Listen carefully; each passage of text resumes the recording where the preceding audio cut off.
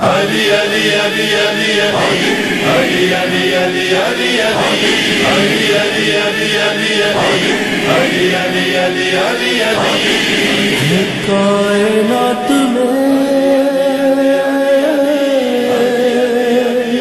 Different تھا. اسی طریقے سے مولا علی رضی اللہ تعالیٰ عنہ کا جو قتال تھا، چاہے وہ جنگ جمل میں ہو، جنگ صفین میں ہو، جنگ نہروان کے اندر ہو، تینوں جنگوں کے اوپر آپ صلی اللہ علیہ وسلم کی الگ الگ احادیث موجود ہیں. آپ صلی اللہ علیہ وسلم نے پہلے ہی پریڈکشن کر دی تھی، اور یہ سیدنا علی کی خصوصیت ہے. سوائے سیدنا علی کے آپ صلی اللہ علیہ وسلم نے کسی اور جنگ کے بارے میں، ایک ایک جنگ کے بارے میں معاملات کو نہیں کھولا، کیونکہ باقی جنگیں ایمبیگوس نہیں تھیں. منکرین زکات کے خلاف جو قتال تھا ایمبیگوس نہیں تھا، صحابہ کا اتفاق ہو گیا تھا. جن جنگوں میں اختلاف ہونا تھا ان پہ آپ صلی اللہ علیہ وسلم نے معاملہ کھول دیا. پہلی تو وہ حدیث، وہ 50 احادیث جو میں نے جمع کی ہیں، واقعہ کربلا کا حقیقی پس منظر 50 صحیح الاسناد احادیث کی روشنی میں، ریسرچ پیپر نمبر 5B، اس میں یہ ساری احادیث ہے. مسند احمد میں حدیث موجود ہے صحیح سند کے ساتھ، سنن نسائی الکبریٰ میں بھی، کہ آپ صلی اللہ علیہ وسلم نے فرمایا کہ جس طرح مجھے مجبوراً قرآن کو منوانے کے لیے الٹیمیٹلی آخری ریزارٹ کے طور پر قتال کرنا پڑا مشرکین کے خلاف، تم میں ایک خوش نصیب ایسا ہے جسے مسلمانوں کے خلاف تلوار اٹھانی پڑے گی. سیدنا ابوبکر صدیق نے کہا یا رسول اللہ میں ہوں گا؟ فرمایا لا، الفاظ ہیں لا، اللہ کے الفاظ آپ صلی اللہ علیہ وسلم کی مبارک زبان سے نہیں نکلتے تھے. فرمایا نہیں. حالانکہ سیدنا ابوبکر صدیق نے بھی کیا، لہذا کلیئر ہو گیا کہ سیدنا ابوبکر صدیق کا قتال کافروں کے خلاف تھا، مسلمانوں کے نہیں، ورنہ تو انہوں نے بھی قتال کیا تھا. سیدنا عمر نے کہا انا یا رسول اللہ، کیا وہ خوش نصیب میں ہوں گا؟ فرمایا نہیں، بلکہ جو شخص میری جوتیاں گانٹ رہا ہے یہ وہ خوش نصیب ہوگا.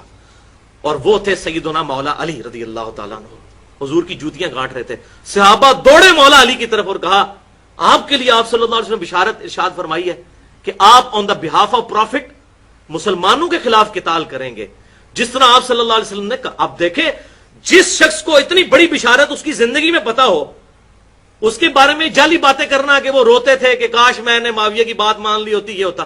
اور بھائی جس کو نبی پہ پکا یقین تھا کہ میری محبت ایمان کا حصہ ہے، صحیح مسلم میں 240 نمبر حدیث کتاب الایمان میں، علی سے محبت نہیں رکھے گا مگر مؤمن، علی سے بغض نہیں رکھے گا مگر منافق.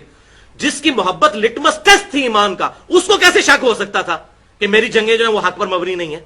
ایک لمحے کے لیے بھی ان کو شک کبھی نہیں ہوا، ورنہ تو نبی کی نبوت پہ شک ہوتا.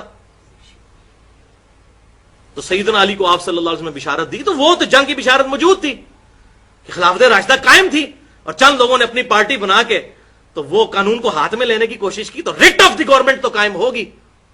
خلیفہ راشد کے خلاف کھڑا ہونا، دنیا اور آخرت میں حضور صلی اللہ علیہ وسلم کا بھائی اور آل محمد کا باپ سیدنا علی رضی اللہ تعالیٰ عنہ.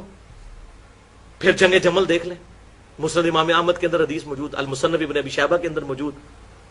میں حیران ہوتا ہوں کہ حضور صلی اللہ علیہ وسلم کتنے حق گو تھے کہ آپ صلی اللہ علیہ وسلم کو جو غیبی خبر اللہ تعالیٰ نے دی تھی چھپائی نہیں، اور حالانکہ اپنی بیوی کا نام آ رہا تھا. کون شخص اپنی بیوی کے بارے میں بات کرتا ہے؟ کتنے ترک اس حدیث کے موجود ہیں. شیخ البانی بھی سلسلہ حدیثہ میں سیاح میں انہوں نے حدیث حوب نام کا پورا چیپٹر باندھ دیا ہے، اور تقریباً 20 ترک لے کے آئے ہیں کہ حضور صلی اللہ علیہ وسلم نے سیدہ عائشہ سے فرمایا تھا، مصنف ابن ابی شیبہ، مسند امام احمد، کہ میری بیوی کا اس وقت کیا حال ہوگا، تم میں سے ایک میری بیوی ایسی ہوگی جس پہ اس کے عمل کی وجہ سے حوب کے کتے بھی بھونکیں گے. اور جب سیدہ عائشہ جمل کے لیے نکلی، حوب نامی جگہ پہ پڑاؤ ڈالا، کتے بھونکے. سیدہ عائشہ کہتی ہیں یہ کون سی جگہ ہے؟ بتایا گیا حوب. ان کا مجھے واپس لے چلو، میں تو آگے علی سے نہیں لڑنے والی. اور ساتھیوں نے کہا کہ جی آپ کی وجہ سے صلح ہو جائے گی، لیکن ہوا وہی کچھ. اور سیدنا علی بالکل کلین سویپ جنگ جیتی، جنگ جمل، لیکن سیدہ عائشہ کی جان بخشی ہوئی سیدنا علی کی وجہ سے. پھر وہ پوری زندگی روتی تھی. صحیح بخاری کھول کے دیکھ لیں، مصنف ابن ابی شیبہ میں بھی موجود ہے ڈیٹیل کے ساتھ کہ مجھے میری سوکنوں کے ساتھ دفن کرنا، میں نہیں چاہتی کہ میرے ابو بکر اور نبی صلی اللہ علیہ وسلم کی ان قبروں کے ساتھ مجھے دفن نہ کرنا کہ ان کی وجہ سے لوگ میری تعریف کریں.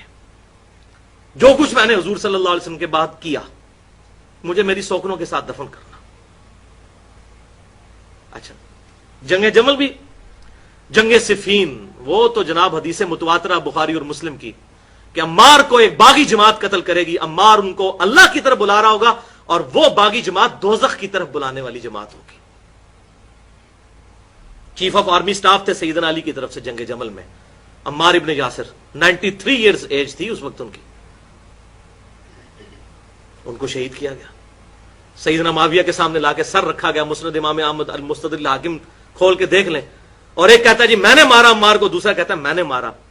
عبداللہ بن عمر بن عاص وہاں تھے، تڑپ اٹھے اور کہنے لگے تم دونوں ایک دوسرے کو دوزخ کی بشارت دو. میں نے رسول اللہ سے یہ سنا تھا اگر عمار کو قتل کرنے والا، اس کا مال لوٹنے والا دوزخ میں ہے. اور وہ کوئی عام آدمی نہیں تھا، صلح حدیبیہ کا صحابی ابو الغادیہ تھا. اس پہ شیخ البانی نے پھر پورے صفحے کالے کیے. انہوں نے کہا ابو الغادیہ چاہے صحابی تھا لیکن یہ اس پہ فٹ ہو گئی بات. بولے اعوذ باللہ. تو ہمیں بھی ڈرنا چاہیے ہمارے ساتھ کیا معاملہ ہونے والا ہے. اور جنگ نہروان خوارج کے خلاف بخاری اور مسلم کے چیپٹرز ہیں پورے پورے کہ اس مخلوق میں افضل ترین لوگ ہوں گے جو خوارج کو قتل کریں گے. اور ابو سعید خدری کہتے ہیں اللہ کی قسم ہم نے مولا علی کے ساتھ مل کر نہروان پر خوارج کے ساتھ قتال کیا تھا. بخاری اور مسلم کی متفق حدیث ہے. یہ ساری حدیثیں میں نے اس 50 احادیث میں جمع کی ہیں، عربی میں بھی اور اردو کے اندر. تو سیدنا علی کا جو قتال ہے معاملہ بالکل ڈفرنٹ ہے. علی ولی ہے، مجاہد ہے، شیر یزداں ہے. حضور نے یہ کہا تھا وہ کل ایمان ہے. حضور نے یہ کہا تھا وہ کل ایمان ہے. حق ان کے ساتھ ہمیشہ، حق ان کے ساتھ ہمیشہ، اور اس کے ساتھ علی.